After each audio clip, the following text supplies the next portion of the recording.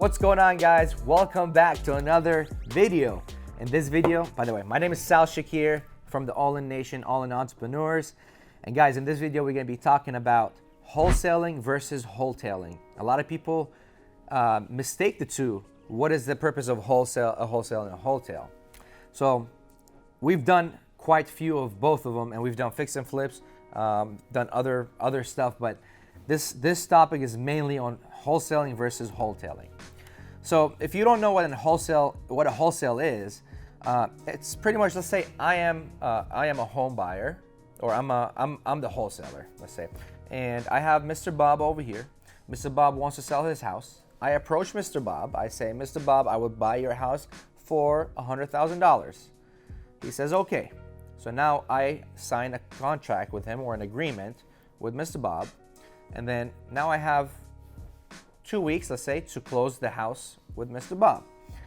Now Mr. Bob, while he waits, I can find, let's say I find Alex. I find a guy named Alex that he wants to buy a house that he can fix and flip, or buy and hold for rent, or whatever they want to do.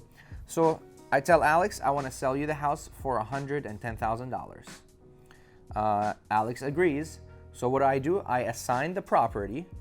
I assign the contract or the agreement that I had with Mr. Bob to Alex, and Mr. Bob is gonna get $100,000 on the closing of escrow, when the closing date, and I get $10,000. So that's what pretty much a wholesale fee. A lot of you know what that is. What a wholesale is, a wholesale pretty much is when I got the house for Mr. Bob, but my contract, I have the contract for longer instead of 2 weeks. And what I do is I rehab the house, lightly rehab the house. What I do, maybe paint some walls, maybe it just needs cleaning. It could be a couple $100 worth of cleaning, maybe change a few door handles, whatever it is. But I don't hold ownership of the house yet. So that's the difference between wholesaling. You're gonna sell it to an end buyer, but you hold the interest of the house with the contract. The difference is between that and a fix and flip. The reason I'm getting into a fix and flip, because when you have to fix a house and flip it, FHA laws usually make you wait 90 days. 90 days after you close on that house, then you can sell it to an FHA buyer, which most buyers are FHA. FHA is the first time home buyers, I believe, stands for something like that. So it's a government assisted program, and most buyers are that.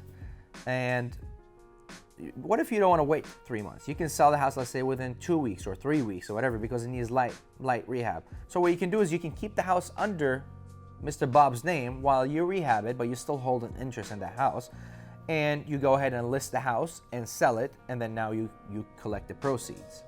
So that is literally the difference between a wholesale and a wholesale. It's just literally putting the work in it, but without buying the house. We can get into the fix and flip side, but that's not what this video is about. So I hope you got the concept of both. So you're pretty much rehabbing or cleaning the house, or just listing the house without even touching it. Some people do that the same without even touching the house, but you still keep it under the seller's name, obviously with some proper contracts in place. And there you go. Now you have a wholesale deal in your place. Wholesales usually go for more money. So for us, we do wholesales if it makes sense, obviously. We do wholesales if it makes sense for us. So it depends on the spread. It depends if we have to take it down, fix it and flip it, or if we have to actually do a wholesale on it. It all depends what the situation is. Obviously, some sellers, they can't leave the house until they get paid. So you might want to pay them up front, do a wholesale, or maybe you have to do a wholesale. You have to actually pay them through a wholesale deal.